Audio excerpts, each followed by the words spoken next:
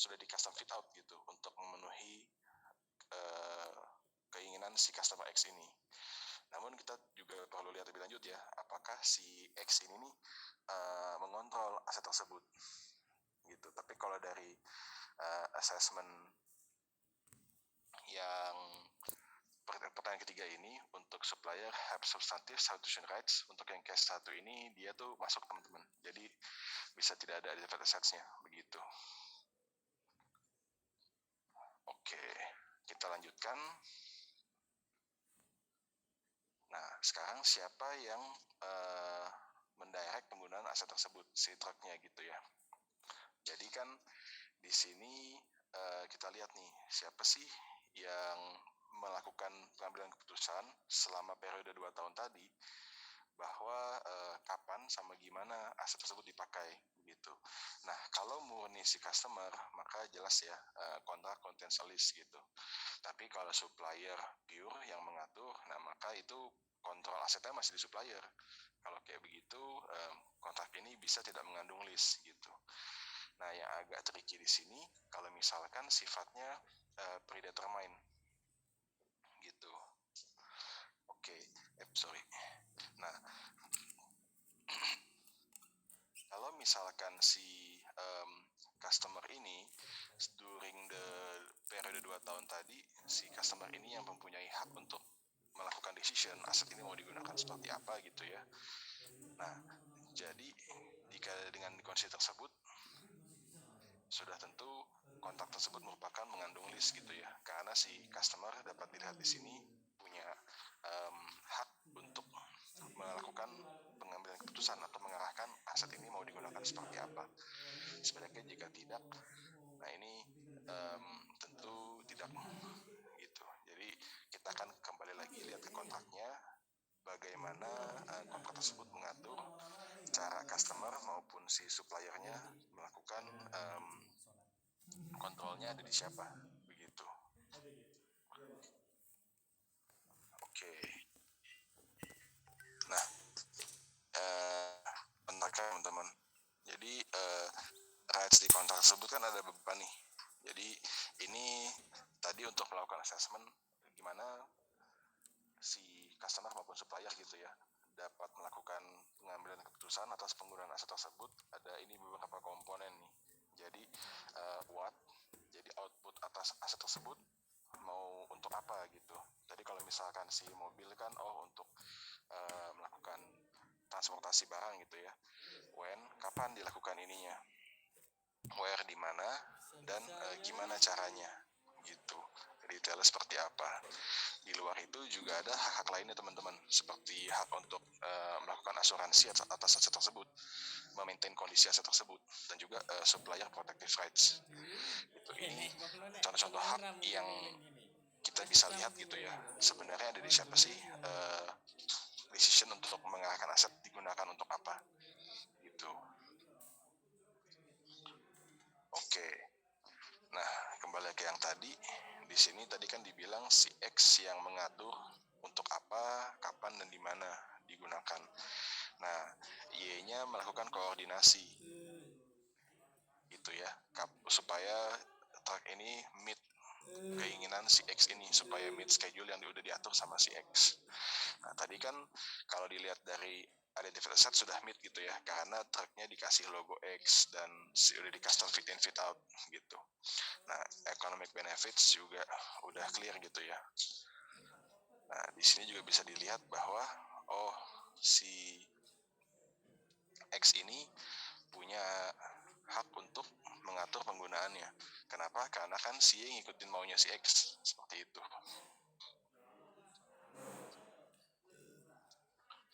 Oke, lanjut. Nah, di sini case yang ketiga nih, membahas mengenai rights to direct the use. Mirip ya, yang ini tapi menggunakan kapal. Jadi customernya enter kontrak 2 tahun, kontrak logistik untuk menggunakan kapal. Nah, kapal yang digunakan itu sudah spesifik dimension kapal yang mana. Dan si supplier ini nggak punya hak untuk ganti kapal begitu. Nah, kargo dari si customer itu akan mengisi sebagian besar kapasiti kapal tersebut. kontrak sudah menspesifikasikan kargo yang boleh dan tujuannya kemana, begitu. Nah, supplier akan melakukan operasional dan juga maintenance gitu ya untuk si kapal tersebut, untuk asetnya. Nah, tapi si customer ini akan notify supplier kalau kapan dia butuh jasa transportasi tersebut saat dibutuhkan gitu ya, jadi on demand gitu. Nah, kalau dari sini kan teman-teman kita lihat kapalnya jelas ya, dia bilang di sini explicitly specified di kontrak, begitu. Berarti harusnya untuk identified assets dapat diidentifikasi. Terus untuk economic benefits sudah dibilang kargo akan mengisi sebagian besar kargo dari customer ini nih, akan mengisi kapasitas kapal tersebut, dan si supplier tidak punya substitution rights gitu ya. Nah, di sini kan jadi untuk dua hal ini kita bisa centang ya teman-teman. Nah, untuk rights to use-nya juga, nah, di sini inilah assessment utamanya teman-teman. Jadi kontrak tersebut sudah menspesify gitu loh, kargonya apa aja, consumable dan port tujuannya. Jadi si customer ini sudah deal di awal semua gitu. Oke, kita lanjut untuk case yang keempat. Nah, ini mirip ya teman-teman, sama kargo kapal transportasi antara China dan Indonesia. Nah, tapi di sini kalau kita lihat kontrak specifies what cargo is to be transport, dates and location of pick up and delivery, begitu. Nah, beda halnya dengan yang pertama nih teman-teman. Kalau yang pertama antara si customer dan supplier ini seperti udah booking gitu. Oh, ini ya kapal yang kita mau pakai, sebagian besar akan kita isi juga. Nanti kita kabarin kalau kita mau pakai gitu. Nah, kalau yang ini kan berarti udah ada rute rutinnya, tapi si customer ini enter into kontrak waktu dia mau pakai aja gitu. Jadi untuk yang di sini si supplier ini masih dia yang manage gitu teman-teman, kapan kapalnya akan berangkat. Tapi kalau misalkan waktu schedule supplier meet nih sama apa yang dibutuhkan customer, nah customer baru enter ke kontraknya untuk menggunakan aset tersebut begitu. Nah, di hal ini si customer tidak punya teman-teman direct right to direct the use-nya gitu. Oke. Lanjut untuk case kelima. Jadi ini kita akan throw beberapa example teman-teman ya yang common masuk in scope ke PSK73. Nah, case yang kelima ini solar farm. Nah, di sini ada 20 tahun kontrak untuk membeli semua listrik yang diproduksi oleh solar farm. Nah, jadi si customer X ini mengizinkan supplier Y untuk menggunakan tanah dan membangun solar farm-nya. Begitu. Jadi si Y ini yang punya solar farm ya teman-teman, dan dia nggak bisa mengenerate electricity dari aset lain, jadi hanya dari solar farm grid ini aja gitu. Nah, si X yang mendesain solar farm dan Y membangun solar farm-nya berdasarkan spesifikasi dari si X. Nah, si Y ini yang akan melakukan operasional dan maintain gitu solar farm-nya. Nah, kalau ini teman-teman sama ya teman-teman assessment-nya. Pertama kan kita lihat dulu identified assets-nya.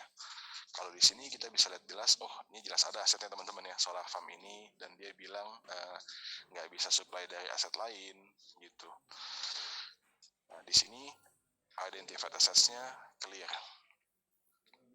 Nah, yang kedua untuk economic benefits juga udah jelas ya teman-teman, karena di sini dibilang purchase all electricity produced by the new solar farm ini gitu. Nah, tinggal yang jadi perkara adalah rights to direct the use-nya. Jadi ada di mana nih direct the use-nya, di Y, di X, atau seperti apa begitu. Nah, ada beberapa tipe ya teman-teman di sini, who makes the how and for what purpose decision-nya. Jadi di sini kan untuk predetermined decision di awal, untuk outputnya sudah clear, yaitu listrik gitu ya, dan lokasinya di daerah tadi tuh, solar farm tersebut. Nah, when, whether, how much juga sudah sesuai, karena kan untuk bangun solar farm, kapasitas terpasangnya udah clear teman-teman. Nah, tapi untuk ongoing decision-nya, ini yang bisa di breakdown gitu teman-teman. Jadi untuk dari sisi supplier-nya sendiri, si kontraktor solar farm-nya gitu ya. Nah, operation dan maintenance solar farm kan oleh supplier Y. Nah, customer X di sini tidak involve sama sekali di day-to-day management atas solar farm tersebut. Begitu. Nah, di sini berarti kan semua how dan forward purpose decision sudah dipredetermine teman-teman di awal, yaitu untuk solar farm ini outputnya adalah listrik dan sesuai kapasitas terpasang ya teman-teman gitu. Nah, di sini kan kita lihat, tapi yang menentukan di awal ini kan si customer X ya teman-teman, karena dibilang di sini si X ini yang mendesain solar farm gitu loh. Jadi si ini kan ya bisa membangun solar farm sesuai dengan apa yang udah disetujui customer X gitu. Nah, oleh sebab itu di sini maka ini juga bisa masuk sebagai kontrak sewa teman-teman. Oke. Yang diingat di sini juga ada exemption atas list definition tadi. Nah, dua hal yang paling sering yaitu terkait ini teman-teman, short term list dan juga list of low value items. Kalau untuk short term list teman-teman, untuk sewa jangka pendek yang kurang dari 12 bulan dan tidak ada opsi pembelian gitu ya, ini boleh dikecualikan dari sewa. Diingatkan di sini exemption ini untuk lessee ya teman-teman, bukan untuk lessor. Nah, selain itu bisa juga melihat dari low value items. Di sini kalau dari IFRS-nya memberikan example threshold gitu, $5,000 per aset gitu. Oke. Nah, ini contoh case untuk low value item ya teman-teman. Di sini entity A enter lease agreement untuk beli 500 handphone gitu ya untuk digunakan oleh karyawannya. Nah, semua handphone ini baru dan harga retailnya itu $1,000 gitu. Nah, si manajemen entity A ini memilih untuk menggunakan exemption low value asset tadi, karena kan di sini dia bilang oke deh, karena IFRS kasih contoh $5,000, kita pakai threshold 4,000 gitu untuk nilai barunya. Nah, jadi gimana dong kalau untuk ini, apakah list atau seperti apa gitu ya? Nah, assessment low value itu dibuat list by list basis gitu. Tadi kan di sini dibilang retail price-nya 1.000 gitu ya. Nah, di sini list payment-nya dibebankan secara straight line over list term tersebut gitu.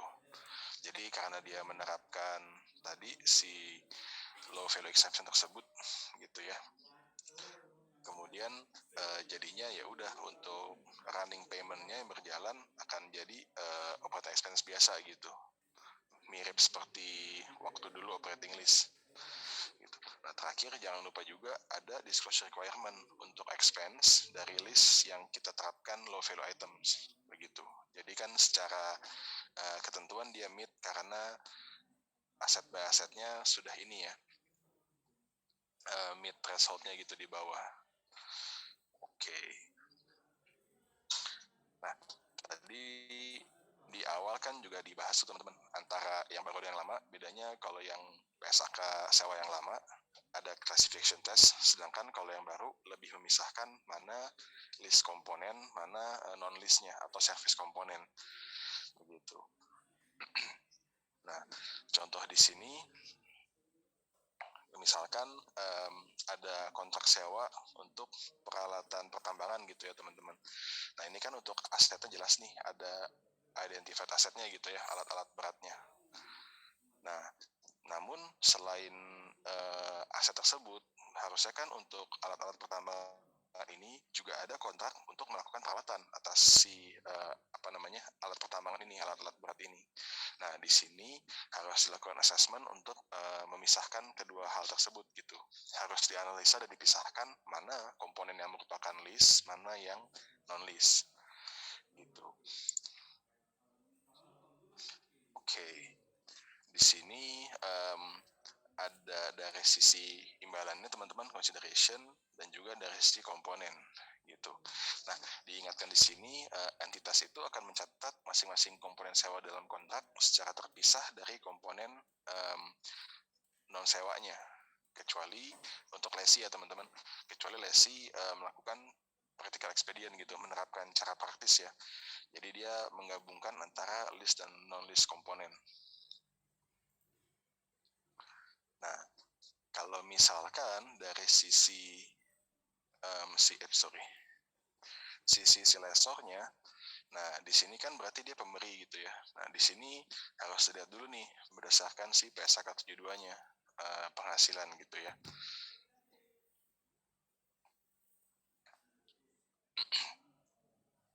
Dan kalau untuk si lesor teman-teman, dia tidak ada practical expedient untuk melakukan gabungan ya untuk list dan non-list komponen ini. Dia harus selalu memisahkan list dan non-list komponennya. Karena si non-list komponen ini kan subjek ke PSAK 72-nya, jadi masuk ke startup revenue teman-teman atas jasa begitu. Jadi bedanya kalau di sisi lesi dia hanya follow under PSAK 73, tapi kalau untuk lesor untuk dua komponen ini yang satu 73, yang satu sesuai revenue PSAK 72. Seperti itu teman-teman. Oke, masuk ke contoh case ya, yang paling common ini kan sewa gedung. Jadi company B, jadi ini customer ya teman-teman, masuk perjanjian sewa 5 tahun dengan Property Co. Jadi ini landlordnya. Nah, si kontrak ini requires tentunya maintenance service ya untuk di-provide oleh Property Co. gitu. Annual payment-nya 2.000 termasuk 200 itu insurance dari building. Nah, kalau misalkan si company B ini engage third party, ini harganya 440 setahunnya gitu. Nah, ini harga rental rate dari office yang sejenis ya teman-teman di luar. Nah, di sini kan pertanyaannya, berapa sih komponen dari si 2000 ini yang merupakan lease komponen? Oke. Ini cara alokasi ya teman-teman, contoh cara alokasinya. Jadi di sini kita akan compare market price dari yang sejenis ya teman-teman. Listnya kan tadi dibilang yang sejenis itu 1.260, sedangkan maintenance 440. Begitu. Jadi di compare antara harga yang diberikan oleh si Property Co dengan market. Nah, sudah dialokasi seperti ini, jadi rasio ini kan didapat dari standalone selling price third party ini. Nah, jadi seperti inilah antara lease dan maintenance service-nya. Begitu.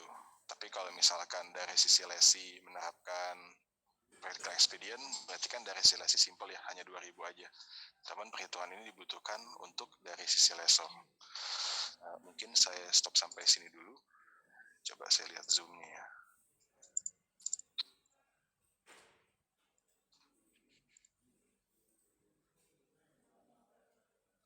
Stop sharing. Oke.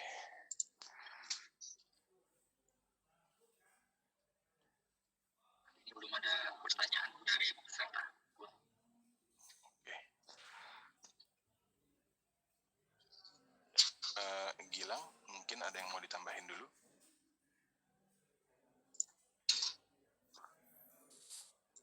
Iya, oke. Thank you. Share screen langsung aja ya.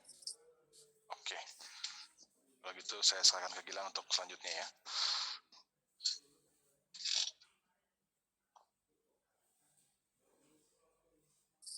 Oke, bagi rekan-rekan semua, Assalamualaikum. Di sini saya akan coba cover tentang right of use untuk gimana initial measurement-nya, subsequent measurement-nya, lease liability juga gimana dengan initial measurement-nya, subsequent measurement-nya seperti apa, which is tadi udah di di touch sedikit oleh Putra. Nanti juga ada beberapa contoh kasus yang kita akan bahas bareng-bareng supaya kita lebih deep understand. Oke, basically yang pertama saya akan coba sharing tentang right of use of asset initial measurement-nya.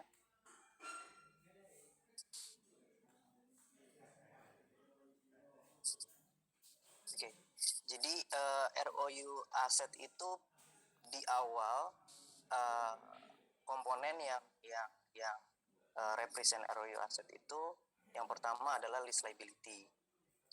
Lease liability itu akan ditambah dengan initial direct cost, biaya-biaya yang harus dikeluarkan oleh si lesi, ini dari sudut pandang lesi pada saat awal masa sewa. Terus ditambah lagi dengan prepaid yang harus dibayarkan in front, ditambah lagi dengan cost of dismantle atau restore. Biasanya kalau kayak gedung atau kita sewa gedung, di agreement-nya itu kalau kita lihat biasanya pada saat termination si lessor itu expect untuk ruangan yang disewa itu balik lagi seperti semula. Jadi ada cost untuk restore. Pengukurannya itu refer ke PSAK 57, tapi angkanya nanti yang udah dapat itu masuk ke komponen dari ROU asset. Dan dikurang dengan lease incentive. Lease incentive ini dalam artian pembayaran dari lessor ke lesi.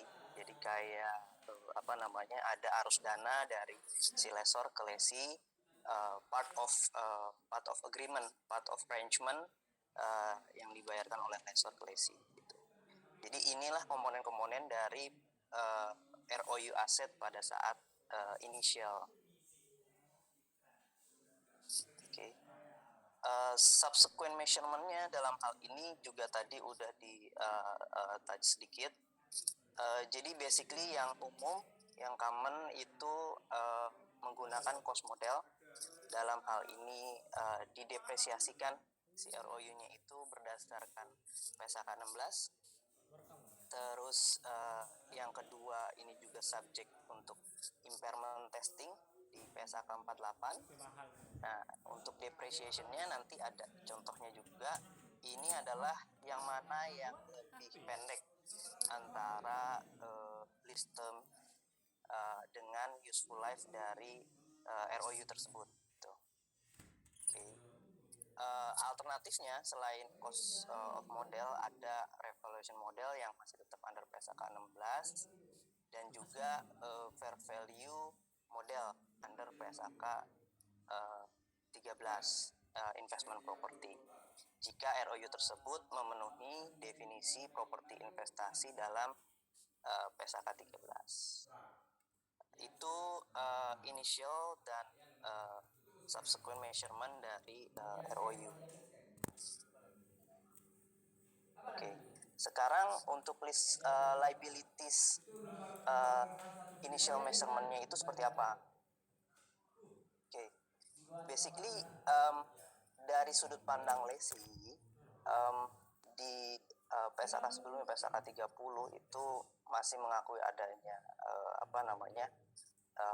operating lease dan finance lease gitu. Jadi di sini untuk mengakomodir jadi satu kesatuan, makanya pada dasarnya lease liability itu adalah present value dari lease rental ditambah dengan present value of expected payment at the end.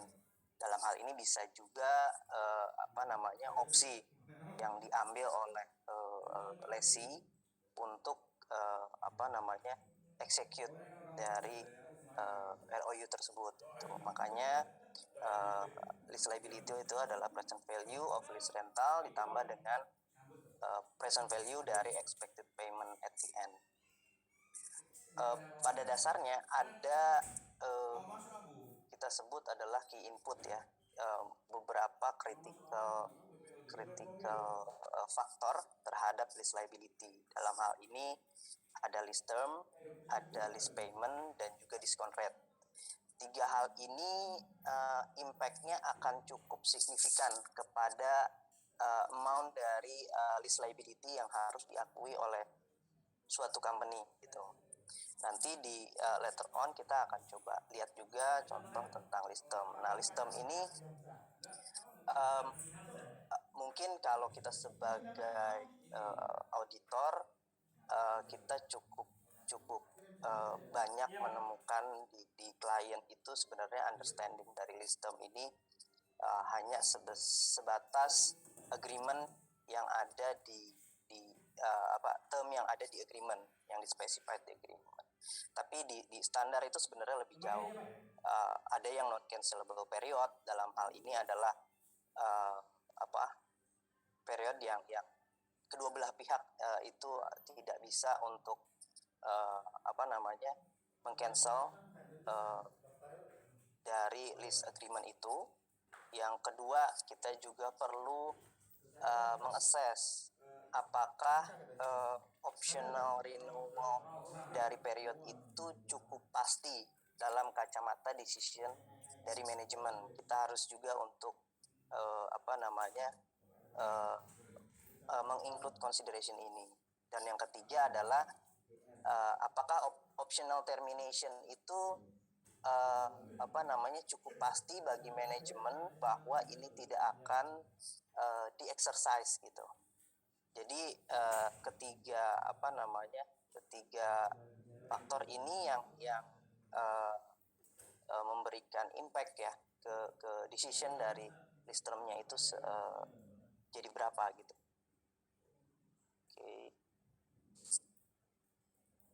Oke, nextnya kita coba lihat kasus. Di atas kita udah coba membahas bagaimana initial measurement dari ROU dan disability, juga subsequentnya. Jadi ini kasusnya adalah ada annual rental 900.000 dibayar di depan, increasingnya 4% per tahun. Implicit interest rate itu gak bisa didetermine, maka dari itu lessee mencoba untuk assess incremental borrowing rate, which is conclude di angka 12%. Termnya itu 5 tahun. Initial direct cost yang dikeluarkan oleh lessee terkait dengan ini 100.000, dan estimate dari lessee untuk pada saat at the end of contract, cost yang akan dikeluarkan oleh lessee adalah 300.000. Jadi kita coba sama-sama untuk case ini untuk penghitungannya seperti apa. Basically sesuai dengan formula yang tadi di awal saya jelaskan, rate of use itu basically adalah penjumlahan antara list liability ditambah dengan initial direct cost ditambah dengan prepayment dan dismantle. List liability sebesar 3.145 ini basically cuman present value dari rental payment itu selama 4 tahun, karena 900-nya itu di depan selama 4 tahun dengan menggunakan incremental borrowing rate-nya itu 12%. Initial direct cost-nya itu 100.000, prepayment-nya itu 900.000 di depan, sama tadi cost estimation at the end of contract itu 300.000. Sementara di sini nggak ada incentive receive yang didapatkan oleh si lessee. Ini untuk perhitungannya ditambahkan menjadi 4,301445 untuk right of use of asset. Nah, dari sini kita coba understand gimana kita klien itu harusnya melakukan pencatatan pada saat initial dan subsequentnya. Basically di initial ROU aset yang diakuin itu sebesar 4,3 sama dengan di slide sebelumnya ini yang kita sudah hitung. Lease liability adalah 3 juta, which is present value tadi. Cash yang dikeluarkan adalah 1 juta. 1 juta itu adalah 900.000 prepayment ditambah dengan 100.000 initial direct cost. Jadi yang kita keluarkan adalah 1 juta. Sama provision untuk di ending 300.000. Itu pada saat di 1 Januari manajemen sudpinya pencatatannya seperti ini. Pada saat di akhir untuk subsequent measurement-nya untuk ROU-nya akan ada depreciation pada accumulated depreciation 862.89 ini merupakan 4.301 ROU asset itu dibagi dengan 5 tahun karena termnya tadi adalah 5 tahun tuh. Bagi 5 tahun menggunakan straight line hasilnya 860. Pada saat end of year juga sebenarnya ada interest expense yang udah incurred, cuman itu akan dibayarkan pada saat di awal tahun kedua. Makanya kita catat interest expense-nya yang mana adalah 12% dikali dengan outstanding dari lease liability gitu. 360.173. Di tahun kedua sebenarnya ini sama. Di tahun kedua payment-nya adalah 936 ini sudah include interest di dalamnya. Oke. Itu di awal tahun, di akhir tahunnya sama halnya dengan di X1. Tahun X1 itu depreciation-nya juga sama 862.89. Interest expense yang diakui berkurang karena basically outstanding dari lease liability-nya pun berkurang. Jadi basically ini yang kita expect manajemen itu sebenarnya understand untuk pencatatan seperti ini. Oke. Tadi sempat disinggung, jadi untuk terkait dengan lease liability ada beberapa key input. Dalam hal ini ada lease term, lease payment, juga ada discount rate. Oke. Kita sekarang akan coba bahas lease term dulu. Basically company itu menentukan masa sewa sebagai periode sewa yang tadi non-cancelable period. Yang pertama adalah periode sewa yang tidak dapat dibatalkan. Yang kedua adalah periode yang dicakup oleh opsi yang ada di agreement untuk memperpanjang sewa jika dalam hal ini lessee mempunyai conclusion cukup pasti untuk memperpanjang sewa tersebut gitu. Jadi kata kuncinya adalah ketika manajemen atau lessee punya reasonable certain assessment dalam hal ini cukup pasti untuk mengeksekusi perpanjangan itu, maka itu harus dikonsider sebagai lease term. Yang kedua, yang tadi kita juga sudah jelaskan, kita juga harus coba mengconsider apakah di agreement itu ada opsi untuk menghentikan sewa dan apakah si lessee dalam hal ini manajemen juga punya konklusi bahwa sampai dengan akhir period dari sewa itu lessee tidak akan mengeksekusi termination itu. Jadi ini dua hal yang ditambahkan, consideration yang ditambahkan dari non-cancelable period tadi. Pada dasarnya dua item yang ditambahkan ini ya tentang opsi untuk memperpanjang dan opsi untuk menghentikan sewa tolak ukurnya cukup pasti itu dari decision dari lesi atau dalam hal ini manajemen. Hanya saja ada beberapa faktor yang kita bisa challenge yang dapat mengindikasikan apakah conclusionnya itu yang manajemen bilang cukup pasti atau misalkan terminationnya tidak cukup pasti itu sudah reliable atau tidak. Oke, jadi ini faktor-faktor yang kita bisa challenge conclusion dari manajemen, apakah cukup pasti atau belum cukup pasti dari manajemen itu punya basis gitu. Jadi yang pertama misalkan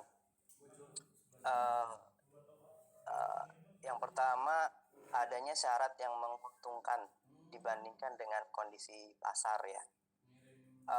Ini intentionnya adalah ketika lesi mendapatkan istilahnya term atau syarat ataupun harga yang lebih menguntungkan buat mereka dibanding yang ada di pasaran, logiknya lesi akan memperpanjang term tersebut karena dalam kacamata lesi dibandingkan dengan apa yang ada di pasar lebih menguntungkan ini gitu. Jadi ini salah satu faktor yang kita juga bisa coba lihat ke pasaran seperti apa sih gitu. Jadi itu bisa kita challenge juga ke manajemen. Yang kedua, apakah ada peningkatan aset signifikan atas sewa? Contoh misalkan membangun gedung atau mesin di atas aset sewa. Nah, jika ada signifikan aset di dalam aset yang disewa tersebut, maka cenderung sewa tersebut akan diperpanjang karena dengan terminate-nya sewa tersebut, maka signifikan aset yang ada pun akan tidak dapat dimanfaatkan lagi oleh lesi. Itu yang kedua. Yang ketiga, biaya yang dikeluarkan untuk relokasi cost ya atau pemutusan kontrak. Jika biayanya besar ya ada kecenderungannya untuk sewa jangka panjang, misalkan kayak sewa tenan di mall yang istilahnya mahal sewanya, mereka juga istilahnya bikin furniture juga mahal untuk tampilan, dan ketika end of termination juga harus mengembalikan ke posisi awal. Pertanyaannya mungkin dari segi bisnis, apakah mereka dengan term yang pendek bisa istilahnya break even point atau untung gitu. Nah, itu juga istilahnya jadi question ke manajemen untuk di challenge terkait dengan term dari list tersebut gitu. Atau yang terakhir contohnya adalah aset sewa yang bersifat khusus, di mana tidak adanya alternatif atas sewa tersebut. Jadi di pasaran sewa ini itu istilahnya cuman taruhlah satu-satunya gitu. Jadi kita emang si lesi itu nggak ada option buat istilahnya pindah ke kemana gitu. Jadi basically ini adalah faktor-faktor yang bisa di-challenge ke manajemen terkait dengan list term. Other consideration-nya juga nanti bisa lihat ke interaction dengan other contact term yang dimiliki oleh lesi, terus pas praktisnya itu seperti apa, terus lamanya dari non-cancelable period. Jadi itu other consideration yang bisa kita istilahnya tanyakan lah ke manajemen.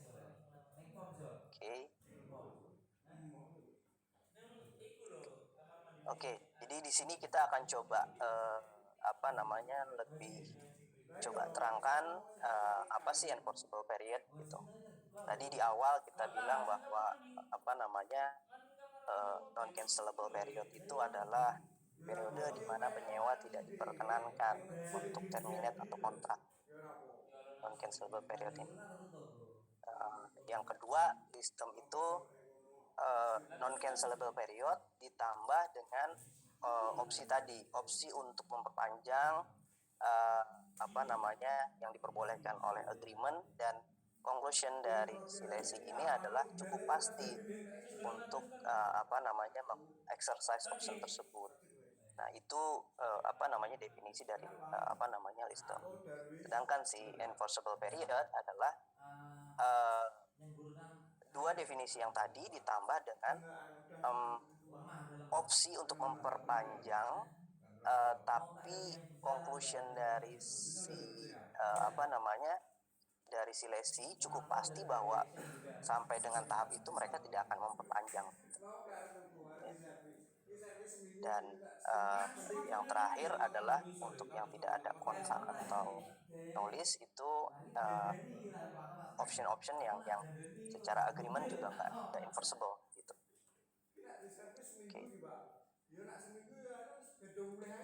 Oke, itu untuk list term. Kita coba case atau case. Philco itu adalah nama company.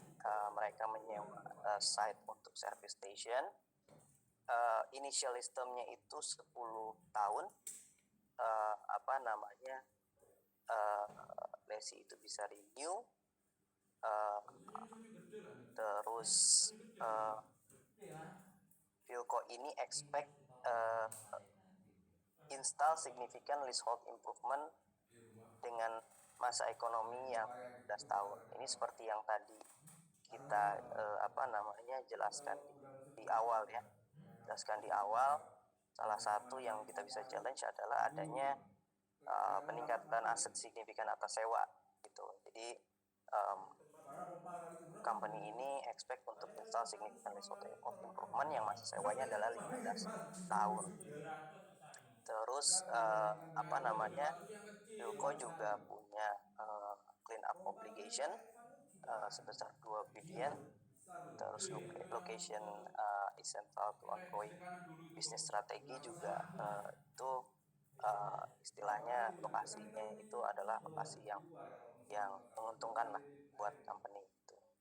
Dan yang paling penting adalah perlu istilahnya kita tahu list aset ini sebenarnya peruntukannya bagi manajemen itu seperti apa gitu.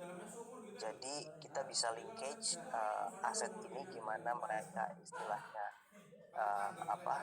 give support to generate revenue, bisnis strateginya itu kayak gimana gitu. Itu terkait dengan list term itu bisa dilingit gitu. Jadi dalam hal ini di contoh kasus ini bisnis strateginya itu adalah 15 tahun terkait dengan penggunaan leasehold improvement dan aset sewa ini. Nah, pertanyaannya berapa list term yang proper untuk aset sewa tersebut gitu. Apakah 10 tahun atau 15 tahun? 10 tahun berdasarkan agreement, 15 tahun berdasarkan view economic benefit dari company dan segala macam bisnis strategi. Basically dalam kasus ini kita perlu coba mengconsider economic impact yang lebih besar. Dalam hal ini adalah di situ manajemen punya strategi sampai dengan 15 tahun. Artinya manajemen sudah menghitung dengan sampai dengan operational sampai dengan 15 tahun mereka udah mendapatkan hasil yang di-expect mereka gitu. Tapi kalau below dari itu sebenarnya belum dapat sesuai ekspektasi mereka. Jadi dalam hal ini instead of 10 tahun sebagai list term, kita akan menggunakan 15 tahun sebagai list term. Karena jika periode sewa itu lebih pendek, dalam hal ini yang 10 tahun misalkan, ada kemungkinan impairment juga atas aset yang dibangun di atasnya, karena yang di atasnya itu adalah 15 15 tahun gitu kan. Itu untuk case yang sistem. Oke, nextnya terkait dengan key input yang tadi kita coba bahas list payment. Kita coba go through tentang variable list payment. Jadi based on standard, variable list payment yang istilahnya boleh diconsider sebagai list liability, basically itu adalah payment yang berdasarkan index atau rate. Dalam hal ini misalkan consumer price index atau benchmark ke interest rate atau payment yang berbeda di market rental rates. Sementara untuk payment yang berdasarkan turnover dari company atau berdasarkan usage itu tidak diperkenankan untuk masuk sebagai part dari list liability gitu. Okay. Dan nextnya adalah rules terkait dengan variable payment dalam hal ini melinkkan dengan index atau rate. Jadi pada saat awalnya itu measure based on index atau rate pada saat commencement date, dan ini tidak di forecast untuk future change. Nextnya remeasure juga hanya terjadi pada saat ada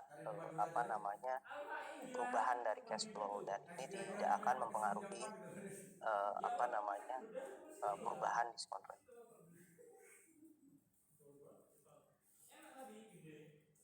Oke, ini ada case terkait dengan variable payment tadi. Lessee enters into 5-year property lease dengan base rent itu 100 million, payable annually 100 million itu represent market value of rent at inception. Terus base rent ini juga index annually gitu, based on changes in the consumer price index. Informasi tambahannya juga ada market rent review at beginning of year 3 sama actual consumer price index untuk tahun pertama adalah 4%. Pertanyaannya adalah berapa payment yang harus dimasukkan dalam kalkulasi list liability pada saat awal tahun kedua. Oke, jadi pilihannya ada 2 nih. Yang pertama di tahun kedua 104 itu adalah 100 ditambah dengan kenaikan CPI buat tahun pertama itu adalah 4%, 104. Terus di tahun ketiga 45 itu ngikutin market di awal 100 million gitu. Atau yang kedua dalam hal ini adalah di tahun kedua 104 million, which is initialnya ditambah dengan actual CPI di tahun pertama yang 4%. Tahun ketiga 45 juga sama 104 million. Oke, jadi dalam hal ini yang lebih proper adalah view-nya B ya. Karena basically yang pertama CPI itu change 4 millionnya itu dari year 1 per year sampai dengan tahun kedua dan sampai dengan tahun kelima. Oke. Terus yang tadi rules dari index itu forecast CPI juga changesnya nggak diconsider gitu. Oke. Terus at the end untuk CPI and market rent review itu diconsider sebagai sesuatu yang sama. Original market rate-nya 100. Jadi dalam hal ini kita bisa konklusi untuk tahun kedua 3, 4, dan 5 itu di 104 miliar. Ini case yang seperti ini di diindekskan dengan CPI, Consumer Price Index. Untuk skenario yang kedua masih tetap sama, itu enter 5 year, 100 million per tahun. 100 million itu market value. Terus ini nggak ada nggak ada indeks ke CPI. Jadi fixed rate increase of year 2 itu 4% gitu. Ada market trend review juga at beginning year of 3, dan lease payment untuk sisa tahun keempat dan tahun kelima akan naik dengan escalation 4% based on the market price review yang ketiga. Pertanyaannya sama. Pertanyaannya payment yang included in calculating lease liability itu apa aja. Jadi perbedaan dengan yang case yang sebelumnya adalah ini nggak di benchmark dengan indeks CPI. Oke, ada 3 opsi dalam hal ini. Dari sini kita tahu bahwa di tahun kedua itu akan naik 4%. Di opsi pertama itu di tahun pertama 100 miliar, di tahun kedua 104 miliar, di tahun ketiga 4 dan 5 adalah 100 miliar. Opsi yang kedua adalah di tahun pertama 100 miliar, di tahun kedua adalah 104 berdasarkan fixed rate increase for year 2. Dari tahun ketiga 4, 5 itu naik 4% fixed escalation. Atau yang C, 100 million di tahun pertama, 4% kenaikan di fixed payment itu di tahun kedua.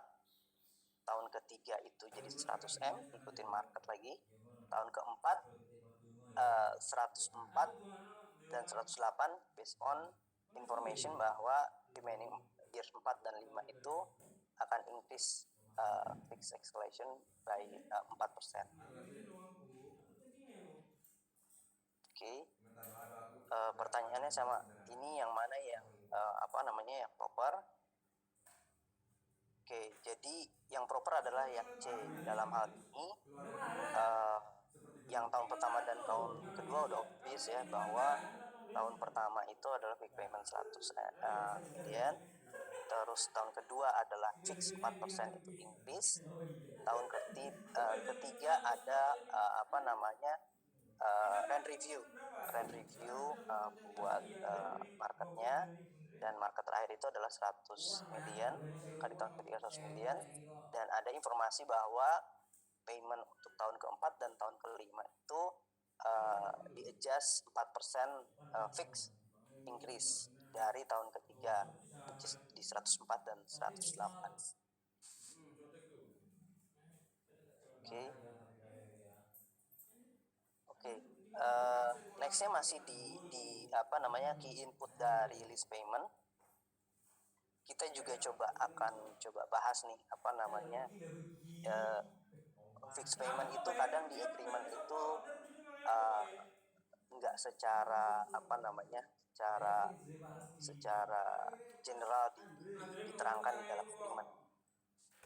Kadang ada in substance-nya itu sebenarnya fixed payment, cuman bahasa di agreement itu adalah lain. Nah, itu kita akan coba dalam hal ini contohnya misalkan ada minimum rent, klausa dari minimum rent. Misalkan salesnya itu kurang dari 100, maka rentnya akan menjadi 5 gitu.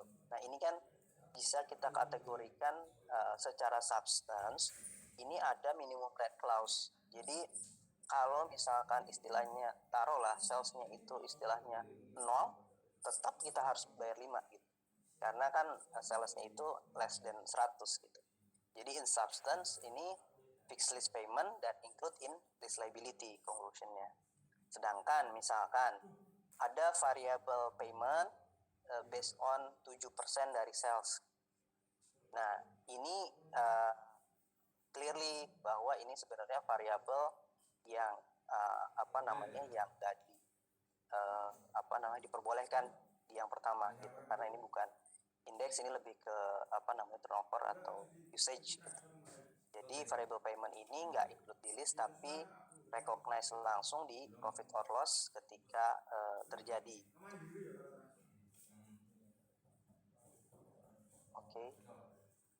Oke, kita bahas key input yang ketiga, yang terakhir, tentang discount rate. Jadi standar itu bilangnya adalah pada dasarnya interest rate yang dipakai itu adalah interest rate implicit in the lease.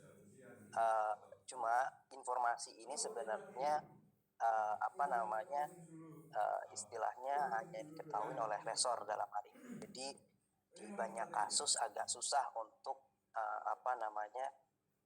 mendapatkan informasi ini. Makanya standar juga bilang kalau nggak bisa secara ready didetermine by lessee, maka ada alternatifnya. Dalam hal ini adalah lessee incremental borrowing rate gitu. Jadi basically incremental borrowing rate itu kita harus sesuaikan dengan gimana sih company itu dapat menggunakan suku bunga pinjaman ketika si lessee itu adalah meminjam selama term yang serupa dengan jaminan yang serupa dan dana yang diperlukan untuk memperoleh aset tersebut dalam lingkungan ekonomi juga yang serupa gitu. Jadi ketika karakteristiknya itu sama, berapa sih company harus dapat rate untuk meminjam dengan kondisi karakteristik yang sama gitu. Jadi gampangnya lessee incremental borrowing rate itu adalah seperti itu. Dan di banyak kejadian kita lebih pakai si lessee incremental borrowing rate ini ketimbang interest rate implicit.